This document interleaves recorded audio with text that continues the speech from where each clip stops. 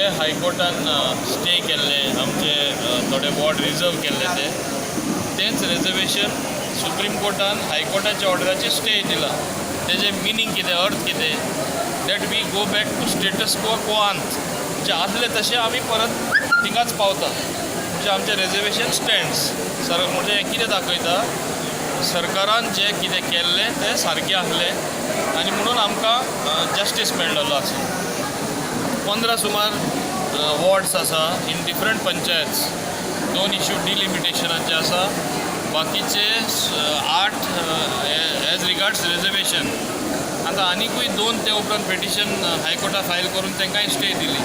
So we have to go to again to supreme court on those 2 issues. फाल्यां वयतले तेजेरूय आमकां stay मेळटली because it's the same decision.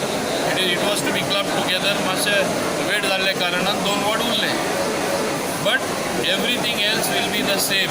पयलीं जे आमी तशें ठरयल्लें तशेंच जातलें. 11 तारखेक इलेक्शन जातलें आनी आतां आमी फाल्यां बसून खूंय कितें बदल थोडोसो करपाक जाय. जे एज रिगार्ड सपोज पयले रिजर्वेशनाचेर नॉमिनेशन फायल केलें, मागीर जनरल म्हूण फायल केलें, तेजे असर कितें पडटा, कितें बदल करपा जाय काय ना.